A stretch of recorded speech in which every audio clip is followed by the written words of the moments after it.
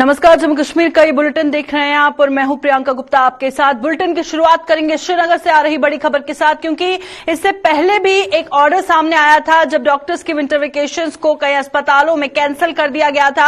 अब श्रीनगर के स्किमसोरा से ये खबर सामने आ रही है कि डॉक्टर्स की विंटर वेकेशंस को कैंसिल कर दिया गया है और कोरोना के बढ़ते मामलों के मद्देनजर ये फैसला लिया गया है और ओमिक्रॉन केसेस में जो इजाफा देखने को मिल रहा है उसके चलते भी ये फैसला एडमिनिस्ट्रेशन की तरफ से लिया गया है। इससे पहले जेएमसी श्रीनगर व सहयोगी अस्पतालों में छुट्टियों को रद्द किया गया था और श्रीनगर में 900 के पार जो है पहुंच चुकी है। जो मामले हैं कोरोना संक्रमितों के वो लगातार बढ़ते जा रहे हैं। श्रीनगर में फिलहाल खबर सामने आ रही है कि स्किम्स के डॉक्टरों को अब सर्दियों की छुट्टियां नहीं मिलेंगी। विंटर वेकेशन को कैंसिल कर दिया गया है। कोरोना के बढ़ते मामलों को देखते हुए ओमिक्रॉन की एंट्री जिस तरह से हुई है उसे देखते हुए ये बड़ा फैसला एडमिनिस्ट्रेशन की तरफ से लिया गया है, क्योंकि अब जिस तरह से सिचुएशन बनी हुई है कोविड-19 के हवाले से अगर हम बात करें या ओमिक्रॉन की ही बात कर लें तो सिचुएशन गंभीर है, क्योंकि जो ग्राफ है केसेस का वो लगातार बढ़ता ही जा रहा है। अब मामला जो है वो संगीन है, इसके चलते लगातार एहतियातन तौर पर प्रशासन की तरफ से कदम उठाए जा रहे हैं, जिसके चलते श्रीनगर से जो खबर सामने आ रही है कि श्रीनगर के स्किमसोरा में जो विंटर वेकेशंस हैं फैकल्टी मेंबर्स के उसे कैंसिल कर दिया गया है। तो ऑर्डर अभी कुछ ही देर पहले सामने आया है जिसमें स्किमसोरा की फैकल्टी मेंबर्स की विंटर वेकेशंस को कैंसिल किया गया है। तो चलिए श्रीनगर से इरफान फाजिल हमारे साथ लाइव ज्वाइन कर चुके हैं। इरफान, बताइएगा इस खबर के हवाले से और क्या जानकारी है? देखिए, ये तो क्वाइट ऑब्वियस है जिस तरीके से कोविड-19 चल रहा है और अब जब ओमिक्रॉन की भी बात चल रही है, कहीं ना कहीं मामला जो है बाहर के स्टेट्स में काफी बढ़ रहे हैं। तो जम्मू कश्मीर की सरकार ने इस चीज को ठांट ली है कि कहीं ना कहीं ये मामला जो है कश्मीर में खासतौर पर ना दिखाई दे। और हम लगातार देख रहे हैं कि अब पहले 100 का आंकड़ा था, अब तकरीबन 600-650 के करीब बाजी आगे बढ़ रही है। तो इस सिचुएशन को लेकर, इस सिचुएशन को टैकल करने के लिए हेल्थ डिपार्टमेंट और डॉक्टर्स का बड़ा इंपॉर्टेंट रोल है। जिस तरीके से पहले भी हमारी खासतौर पर इस खबर को लेकर हमने जो बात की थी जीएमसी मेडिकल कॉलेज के जो प्रिंसिपल है उनसे ये तफसीलन बात करने की कोशिश की। उस टाइम उन्होंने बताया था कि इस पर हम सोच विचार कर रहे हैं, मगर आखिरकार वो ऑर्डर आ गया, जबकि जीएमसी के खासतौर पर जो डॉक्टर्स के विंटर वेकेशन कैंसिल हो गई। अब आज जो ऑर्डर आया है उसमें जाहिर सी बात है, सूत्रों के हवाले से सुबह भी हमें ये खबर मिल रही थी कि अब मेडिकल कॉलेज के साथ साथ स्किमसोरा के भी डॉक्टर्स की विंटर वेकेशन जो है कैंसिल कर दी गई है, क्योंकि इस वक्त जिस तरीके से केसेस की तादाद बढ़ रही है और खासतौर पे कहीं ना कहीं ऐसी नौबत ना आ जाए कि जब डॉक्टर्स अवेलेबल ना हो, मरीज को काफी ज्यादा नुकसान उठाना पड़े। तो इन सारी सिचुएशंस को लेकर जो एडमिनिस्ट्रेशन है उन्होंने ये फैसला लिया है और इस फैसले को अभी क्लियर कर दिया गया है कि जितने भी डॉक्टर्स जहां पर है वो जल्द से जल्द जो है अपनी ड्यूटी ज्वाइन कर ले, ताकि अपनी खिदमत अंजाम देने में उनको कोई प्रॉब्लम ना आए। बिल्कुल, कोविड की सिचुएशन किस तरह से कश्मीर में देखने को मिल रही है, ऑल ओवर क्या लोग समझ रहे हैं, जागरूकता देखने को मिल रही है, एसओपीज का पालन हो रहा है और एसओपीज का पालन ना करने पर किस तरह की कार्रवाई की जा रही है, किस तरह से मॉनिटर किया जा रहा है, क्या कहेंगे, किस तरह के इंतजाम है ताकि माहौल और गंभीर ना हो? प्रियंका, सीधी सी बात है, मैं आपको बताऊंगा कि जब मामला ठहर जाता है तो एडमिनिस्ट्रेशन ढीली पड़ जाती है और जब मामला खराब हो जाता है तो एडमिनिस्ट्रेशन को लगता है कि नहीं अब नकेल कसने की जरूरत है। मगर अगर इस सिचुएशन को कंटिन्यूस प्रोसेस में रखा होता तो जाहिर सी बात है केसेस कम ही हो जाते हैं, बढ़ते नहीं है। अभी आप देखिए लापरवाही जमीनी स्तर पर इतनी ज्यादा है कि केसेस की तादाद अब बढ़ रही है। अब एडमिनिस्ट्रेशन ने कल ऑनलाइन मोड में ट्यूशन सेंटर्स, स्कूल्स, कॉलेजेस को तब्दील कर दिया है। अब यहां से देख लीजिए कितना सारा पैसा पेरेंट्स ने खर्चा किया है अपने बच्चों पर और कितनी सारी ऐसी पढ़ाई है जो अब मुतासिर होगी, क्योंकि ऑनलाइन की पढ़ाई अलग है, ऑफलाइन की पढ़ाई अलग है। और ये भी पेरेंट्स और ट्यूशन सेंटर सवाल खड़े कर रहे हैं कि आखिरकार एजुकेशन पर ही मार क्यों। मगर यहां पर सवाल जहां जिस तरीके से कोविड को रोकना है तो इन सारी सिचुएशंस को एडमिनिस्ट्रेशन ने देख के ये फैसला लिया है कि कहीं ना कहीं ये बच्चों पर ये मामला ना आए और बाद में इसको संभालना मुश्किल हो जाए। अब जिस तरीके से मार्केट्स की आप बात करेंगे, मार्केट्स में कोई टीम दिखाई नहीं देती है जो प्रॉपरली मॉनिटरिंग करेगी, अनाउंसमेंट्स होगी या चालान काटे जाएंगे। अब तो हम देखते हैं कि जम्मू कश्मीर पुलिस जो है आजकल जी हाँ स्पेशली फाइन कर रही है, और फाइन कर रही है उन लोगों को अगर वाइल ड्राइविंग उन्होंने मास्क नहीं पहना है। अब आप देख लीजिए, ड्राइव करते करते उन्हें फाइन भी किया जाता है, मगर मार्केट में जो हड़दम मची हुई है, बाजारों में जो बुरा हाल है, शॉपिंग सेंटर्स में जो बुरा हाल है, उस पर क्यों नहीं रोक है, उस पर क्यों नहीं नकेल कसी जा रही है, उस पर क्यों नहीं टीमें दिखाई दे रही? लोग सवाल पूछ रहे हैं। और इन मामलों को लेकर इस वक्त अगर देखा जाए, अगर अस्पतालों की भी मैं बात करूं, अस्पतालों में भी काफी ज्यादा भीड़ भाड़ रहती है। कुछ ऐसे मतलब डिस्ट्रिक्ट वाइज या मैं कहूंगा कि रूरल एरियाज में कुछ ऐसे अस्पताल है या पैरामेडिकल साइंस प्राइमरी सेंटर्स है जहां पर बहुत ज्यादा भीड़ भाड़ होती है। तो इन सारी सिचुएशंस को लेकर काफी ज्यादा अवेयर रहना है और मामला जो है एडमिनिस्ट्रेशन को लेकर ही चलना है, क्योंकि देखिए लोग तभी संभलेंगे, लोगों को पता चल गया कि आखिरकार अब कोविड से लड़ना है, कोविड से जीना है, कोविड ने, मगर लोगों को यह भी पता है कि कितने सारे ऐसे केसेस जो है यंगस्टर्स जब कोविड में तब्दील हो गए तो उनकी डेथ हो गई। हमें उस चीज को बुलाना नहीं चाहिए, हमें उस चीज को याद रखना चाहिए कि कोविड खतरनाक बीमारी है, इसे लाइटली नहीं लेना है। जबकि अब केसेस बढ़ रहे हैं, अब आने वाले टाइम में इस सिचुएशन को हैंडल करना और भी ज्यादा सख्त हो जाएगा, जबकि इसे पहले से ही रोकने की जरूरत थी।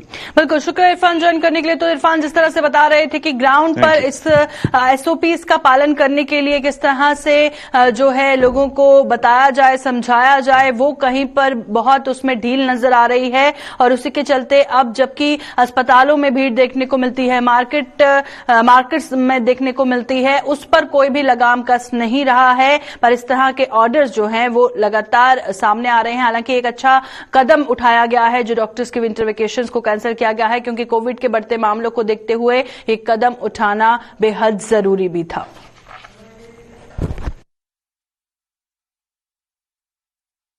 चलिए रुक करते हैं कठुआ का, क्योंकि कठुआ से खबर सामने आ रही है कि कठुआ जिला सचिवालय में अब लोगों की एंट्री बैन कर दी गई है।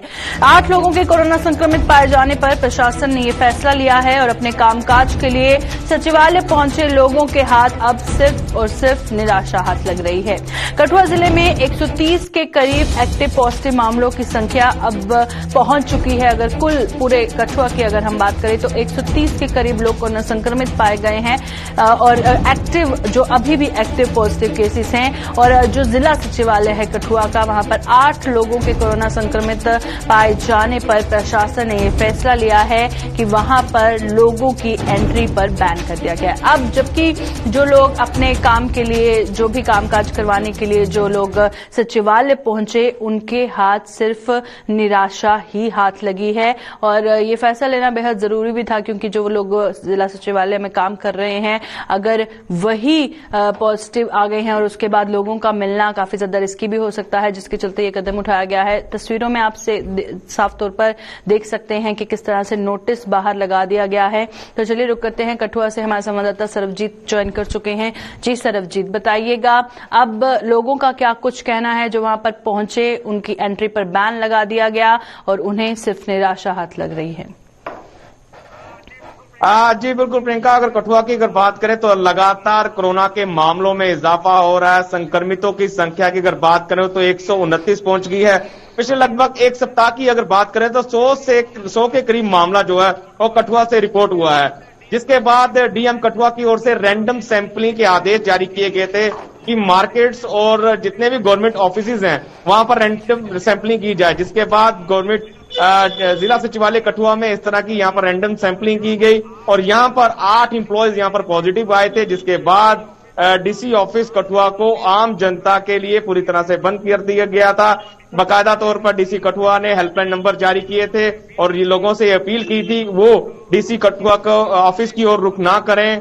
अगर किसी को कार्य है वो अपनी मेल या फिर हेल्पलाइन नंबर के जरिए अपने कार्य करवा सकता है। और अभी भी सैंपलिंग की प्रक्रिया जो है डीसी ऑफिस कठुआ में जारी है और अभी अंदर से ये समाचार मिला है कि एक और एम्प्लॉय यहाँ पर पॉजिटिव आया है और कुल संख्या अगर बात करें तो एम्प्लॉयज की संख्या 9 हो चुकी है। और जिला सचिवालय कठुआ में आम जनता की एंट्री पर पूरी तरह से प्रतिबंध लगा दिया गया है। बिल्कुल, और अब जबकि बैन लगा दिया गया है, बताया जा रहा है आप हेल्पलाइन नंबर्स पे कांटेक्ट कर सकते हैं या ऑनलाइन मोड के जरिए आप अपना काम करवा सकते हैं, तो उसमें कितनी आसानी या मुश्किलात झेलनी पड़ रही है आवाम को? देखिए बिल्कुल, ये कल शाम को ही इस तरह का समाचार सामने आया था कि यहाँ पर एम्प्लॉयज पॉजिटिव आए हैं और इसके बाद हेल्पलाइन नंबर जारी किए थे। लोग जो हैं दूर दराज के क्षेत्र से यहाँ पर पहुंचे हुए हैं, उनका ये कहना था कि उनको इस बात की जानकारी नहीं है कि यहाँ पर इस तरह से एम्प्लॉयज पॉजिटिव आए हैं और यहाँ पर एंट्री को रिस्ट्रिक्ट किया गया है। ऐसे में इनका ये कहना है कि काफी लंबे अरसे से वो यहाँ पर अपने कार्यों के लिए आ रहे हैं। कुछ लोग तो ऐसे हैं जो यहाँ पर किसी न किसी जो काम के सिलसिले में यहाँ पर पहुंचे हैं, और उनका ये कहना है कि कुछ कार्य ऐसे हैं जो ऑनलाइन मोड पे नहीं हो सकते हैं, फिजिकली यहाँ पे अपेयर होना पड़ेगा। इसके लेकर जो कर्मी हैं, जहां अधिकारी हैं, उन्होंने साफ तौर पर कहा है कि अगर किसी के पास नेगेटिव रिपोर्ट है तो 24 आवर्स के अंदर किसी पर नेगेटिव रिपोर्ट है, उसको जिला सचिवालय में अंदर जाने की अनुमति यहाँ पर दी जा रही है। जी शुक्रिया सरब जी, तमाम जानकारी देने के लिए। सरब जी, जिस तरह से बता रहे थे कि किस तरह लोगों को पता नहीं था कि कल शाम से ये खबर सामने आई है, जिसके चलते लोगों की भीड़ साफ तौर पर जिला सचिवालय के बाहर देखने को मिल रही है, पर उनकी एंट्री पर बैन लगाया गया है। No entry without covid latest test report का नोटिस भी बाहर जारी कर दिया गया है, और साथ ही साथ अब ऑनलाइन मोड के जरिए जो है उनके कामकाज को कराया जाएगा।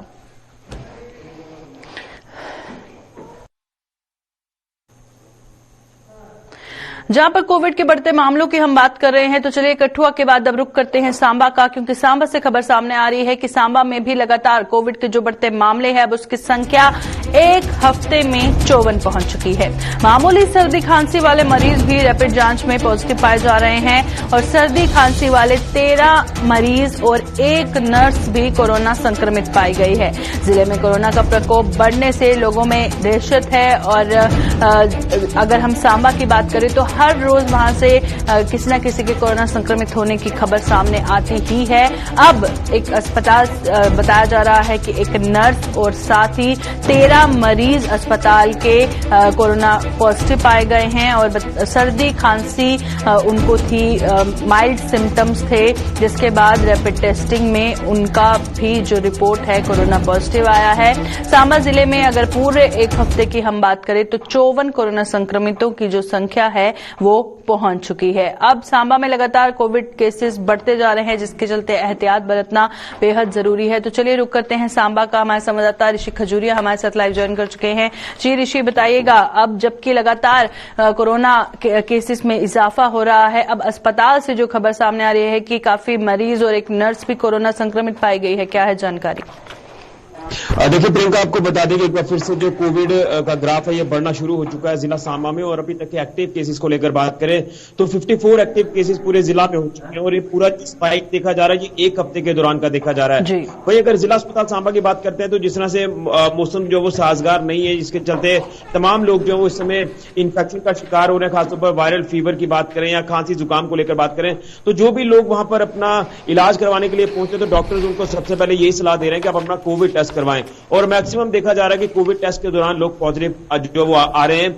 इसके चलते आपको बताते चले कि कल अगर देर शाम तक का डाटा आपको जिला अस्पताल सांबा का बताएं तो वहां से 14 लोग पॉजिटिव पाए गए, जिसमें 13 जो लोग हैं जो रूटीन चेकअप के लिए आए थे, और उसी के साथ साथ एक स्टाफ मेंबर भी यहां तक कोविड पॉजिटिव पाया गया है। तो आप अंदाजा लगा सकते हैं कि ऐसा लगता है कि ये इन्फेक्शन काफी तेजी से फैल रही है, यानी स्प्रेड होना शुरू हो चुका है। और क्या जो हम तीसरी लहर को लेकर लगातार बात कर रहे हैं, क्या वो लहर आ चुकी है, इसको लेकर तो हम नहीं कहेंगे, लेकिन कहीं ना कहीं काफी तेजी से ये रफ्तार जो वो पकड़ना शुरू हो चुका है कोविड, और धीरे धीरे जो ग्राफ है ये जिला सांबा में बढ़ चुका है। और वहीं माइक्रो कंटेनमेंट जोन्स को लेकर बात करें तो संख्या किस तरह से बढ़ रही है, और मुझे लगता है कि आज भी यहां पर माइक्रो कंटेनमेंट जोन्स बनाए जाएंगे, ये आंकड़ा और ज्यादा ऊपर आएगा। तो ओवरऑल अगर देखें तो अस्पतालों में जो व्यवस्थाएं हैं वो बनाना शुरू कर दी गई हैं। खासतौर पर डीसी सांबा अनुराधा गुप्ता ने भी कल मीडिया को ब्रीफ करते हुए कहा कि पूरी व्यवस्थाओं को सुचारू करने का प्रयास किया जा रहा है, ऑक्सीजन जनरेशन प्लांट्स को लेकर कोई दिक्कत पेश ना आए, और अगर जरूरत पड़ती है तो आईसीयू वार्ड्स हैं आपके अस्पतालों के, वहां पर भी किस तरह से व्यवस्थाओं को सुचारू करना है, जिसको लेकर तैयारियां शुरू कर दी हैं।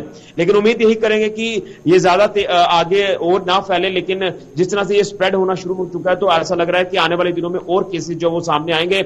लेकिन ओवरऑल अगर बात करें तो इक्का दुक्का केस भी अगर किसी इलाके से किसी लोकेलिटी से आता है तो उसे माइक्रो कंटेनमेंट जोन बनाया जा रहा है। पाबंदियां जिला प्रशासन सांबा ने धीरे धीरे लगाना शुरू कर दी है। नाइट कर्फ्यू को लेकर बात करें तो उसका समय भी जिस तरह से आपको पता है कि बदल दिया है, रात 9 बजे से अब सुबह 6 बजे तक ये टाइमिंग रखी गई है। स्कूल कॉलेजेस को बंद किया गया है, ऑनलाइन स्टडीज को लेकर ज्यादा तवज्जो दी जा रही है। तो ये आप अंदाजा लगा सकते हैं कि तीसरी लहर को लेकर जो हम बात कर रहे हैं तो धीरे धीरे उसके चलते पाबंदियां भी लागू होना शुरू हो चुकी है। लेकिन अभी भी वक्त है कि जो लोग अभी भी नहीं समझ पा रहे कि ये तीसरी लहर कितनी घातक साबित हो सकती है। लोगों को जब घरों से बाहर निकलना है तो पूरे कोविड प्रोटोकॉल्स को फॉलो करके निकलना चाहिए। लेकिन शायद आपको याद होगा कि जब सेकेंड वेव से थोड़ी निजात मिली थी, उसके बाद जो रिलैक्सेशन दी गई, फेस्टिव सीजन आपका शुरू हुआ, शादियों का सीजन शुरू हुआ, तो लोगों ने पूरी तरह से इन कोविड प्रोटोकॉल्स को अपनाना बंद कर दिया। और शायद यही वजह है कि जो लापरवाही हुई उसका नतीजा अब हमें दोबारा से भुगतना पड़ रहा है और धीरे धीरे कोविड का ग्राफ जिला सांबा में भी बढ़ना शुरू हो चुका है। बिल्कुल, शुक्रिया ऋषि जानकारी सांबा से देने के लिए। तो सांबा में जिस तरह का माहौल बना हुआ है और ऋषि जिस तरह से बता रहे थे कि लापरवाही का ही जो खामियाजा है अब लोगों को भुगतना पड़ रहा है, जो उम्मीद की जा रही है कि अब लोग लापरवाही नहीं करेंगे और जो केसेस का ग्राफ बढ़ रहा है वो थम जाएगा।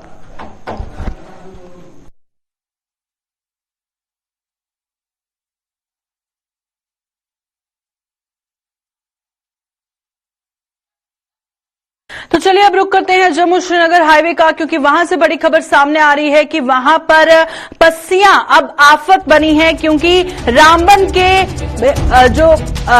में धीरे धीरे पहाड़ दरक रहा है। पस्सियां गिरने से लगातार जम्मू श्रीनगर हाईवे बाधित हो रहा है और आज श्रीनगर से जम्मू की ओर गाड़ियां रवाना की गई हैं। तो आज जिस तरह से बताया गया था कि श्रीनगर से जम्मू की ओर गाड़ियों को रवाना किया जाएगा, पर अब खबर जम्मू श्रीनगर हाईवे से सामने आ रही है कि जो पस्सियां वहां पर गिरी हैं वो आफत का सबब बनी हुई हैं, क्योंकि रामबन में धीरे धीरे जो पहाड़ दरक रहा है और पस्सियां गिरने से लगातार जम्मू श्रीनगर हाईवे बाधित हो रहा है। और आज जिस तरह से ट्रैफिक प्लान के हिसाब से श्रीनगर से जम्मू की ओर गाड़ियों को छोड़ा जाना था, उसमें क्या कुछ बाधा आई है। रुक करते हैं रामबन का। हमारे संवाददाता नदीम हमारे साथ लाइव ज्वाइन कर चुके हैं।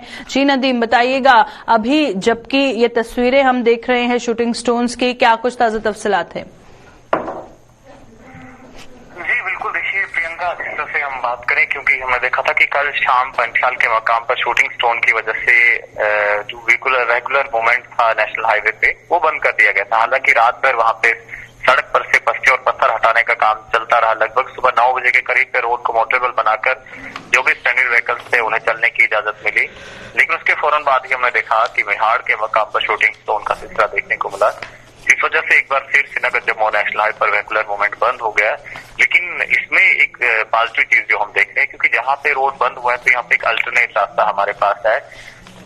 जब आप जम्मू जाना चाहें या जम्मू से श्रीनगर जाना चाहें तो आप मैत्रा वाली रोड को इस्तेमाल में ला सकते हैं, और इस वक्त उसी रोड को इस्तेमाल में लाया जा रहा है। जो भी गाड़ियां फंसी हुई तमाम को निकालने की कोशिश की जा रही है, जिसमें ट्रैफिक पुलिस और एग्जीक्यूटिव पुलिस दोनों अपना अपना रोल निभा रहे हैं और स्मूथ मूवमेंट जो है की कोशिश कर रहे हैं इस रोड पर, ताकि जो भी मुसाफिर हैं जिन्हें जम्मू जाना है उन्हें अपनी अपनी डेस्टिनेशन की तरफ भेजा जाए। क्योंकि ट्रैफिक प्लान की अगर हम आज जहाँ बात करें, आज ट्रैफिक प्लान जो है श्रीनगर से जम्मू की तरफ एलएमवीज को चलने की इजाजत थी, उसके मुताबिक वो गाड़ियां उसी तरह से चल रही है। लेकिन दूसरी तरफ अगर हम रोड क्लियरेंस की बात करें, हाईवे पर जहां मिहाड़ के मकाम पर शूटिंग स्टोन हो रहा है, वहां पे रोड क्लियरेंस का काम अभी शुरू नहीं किया जा सका है, क्योंकि शूटिंग स्टोन का सिलसिला जो है वो चलता जा रहा है। जब तक वो चलेगा तब तक रोड क्लियरेंस पॉसिबल है नहीं। लेकिन अभी भी जो गाड़ियों की अगर हम मूवमेंट हम देखें, स्लो मूवमेंट जरूर देखने को मिल रही है, लेकिन गाड़ियों की आमदनी तो अभी भी श्रीनगर जम्मू नेशनल हाईवे पर और जहां रामबन जिस सेक्टर पे हम शूटिंग स्टोन देख रहे हैं वहां पे जो है दूसरी तरफ से गाड़ियों को निकाला जा रहा है। जी शुक्रिया नदीम इस वक्त अपडेट देने के लिए, क्योंकि जिस तरह से शूटिंग स्टोन्स की तस्वीरें इस वक्त आप साफ तौर पर अपनी स्क्रीन पर देख रहे हैं, उसके चलते जो ट्रैफिक है और जिस तरह से नदीम ने कहा कि रोड क्लियरेंस तो इस वक्त पॉसिबल नहीं है, पर जो दूसरा अल्टरनेटिव है मैत्रा रोड का वो अपनाया जा रहा है और अभी भी जो स्मूथ मूवमेंट है श्रीनगर से जम्मू की ओर वो चल रही है।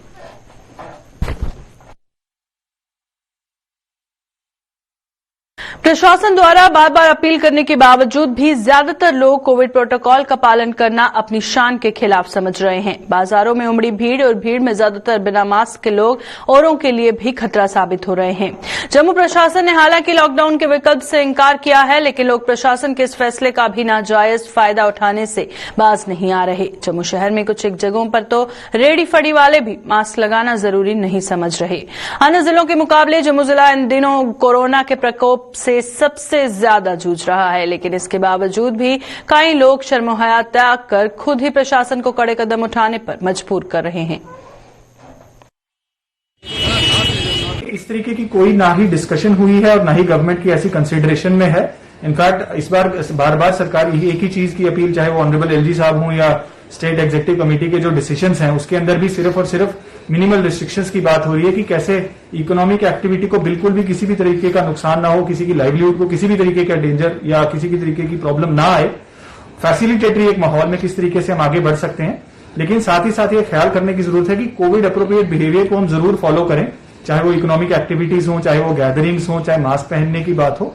तो इसी लिहाज से हम आगे बढ़ने की कोशिश करें। देखिए, एक ही अपील मेरी लोगों से रहेगी, जैसे पहले भी रही है, कि ये जो मूवमेंट है ये मास मूवमेंट ही रहती है, तभी हम कामयाब हो पाते हैं। पिछले 2 सालों में भी हमने देखा है, जब लोगों ने खुद से ये चुनौती अपने ऊपर ली है कि हमने मास्क पहनना है और बिना एक्सीजेंसी या बिना किसी इमरजेंसी के घर से बाहर नहीं निकलना है, और खास करके हमारे जो सीनियर सिटीजन हैं, हमारे कोमॉर्बिड लोग हैं, उनका खास ख्याल रखना है और उनको जल्द से जल्द हमारी जो बूस्टर डोज है हमारे सीनियर सिटीजन को वो जल्द से जल्द लगवाएं। और जो हमारे 15 से 17 साल की उम्र के बच्चे हैं, जिनके लिए भी कोवैक्सीन के शॉट्स 3 जनवरी से पूरे डिस्ट्रिक्ट में चल रहे हैं, वो भी जो बच्चे हैं जल्द से जल्द अपने नजदीकी वैक्सीनेशन साइट पर जाकर अपने आप को वैक्सीनेट करवाएं। और इस तरीके की तमाम प्रिकॉशंस को हम जरूर फॉलो करें, तो होपफुली जल्द से जल्द हम जिस तरीके की वेव, जिसको कुछ लोग कह रहे हैं, जो हमें सर्ज इन केसेस देखने को मिल रहा है, वो जल्द से जल्द उससे हम बाहर आ पाएंगे। मैं कहता हूँ, सभी से अपील करता हूँ कि हर आदमी को घर से निकल के वक्त कहीं भी जाना, भी बार मास्क पहन के जाना चाहिए, क्योंकि दूसरी लहर और खतरनाक है। तो इससे बच के रहना चाहिए। हम सब लोगों का फर्ज बनता है। जैसे विदेशों में बहुत ज़्यादा हो रहा है, लेकिन इंडिया में बहुत ज़्यादा है, तो हमें चाहिए सबको मास्क लगा के कुछ ना कुछ तो गवर्नमेंट स्टेप ले सकते, तो तभी बात होगी ना, लेने चाहिए। क्योंकि थोड़ा सख्त कानून होगा तो लोग भी थोड़े सुधर जाएंगे। ये तो ऐसे तो लापरवाह हैं। इसलिए मेरी फिर अपील है लोगों से कि हर आदमी को मास्क पहनना चाहिए। तो अपनी सेफ्टी है, हमारे मुल्क की सेफ्टी है, सरकार की सेफ्टी है, सभी की सेफ्टी है। इसलिए फिर रिक्वेस्ट है मेरी कि सभी को मास्क पहन के बाहर निकलना चाहिए।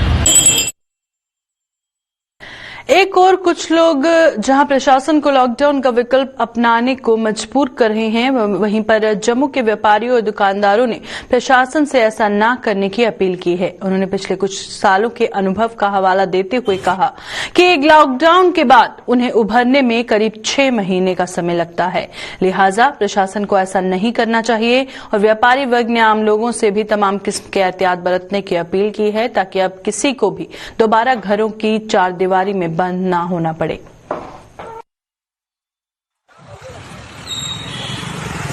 टेस्टिंग पे जोर हो, मास्क पहने, सैनिटाइजर लगाएं, ताकि ये लॉकडाउन की स्थिति जो है ये दोबारा नहीं होनी चाहिए। एक बार का लॉकडाउन जो है वो कम से कम 6 महीने बिजनेस को इफेक्ट करता है। पिछले 2 साल में टूरिज्म ट्रेड की बात करूं तो बहुत बड़ा धक्का लगा है टूरिज्म ट्रेड को। मैं रिक्वेस्ट करना चाहूंगा एडमिनिस्ट्रेशन से कि जितनी ज्यादा सेफ्टी प्रिकॉशंस ले सकते हैं हम वो लिए जाएं, टेस्टिंग को बढ़ाया जाए, सेफ्टी चेक्स किए जाएं, सेफ्टी के सारे मेजर्स लिए जाएं। और जनरल पब्लिक से भी रिक्वेस्ट करूंगा, अगर जरूरत है तो घर से निकलिए, नहीं है तो बिल्कुल घर से न निकलिए। अगर निकलना भी है, मास्क और सैनिटाइजर का भरपूर इस्तेमाल करें, ताकि आने वाला वक्त जो है वैसा ना हो जो हमने पिछले साल देखा।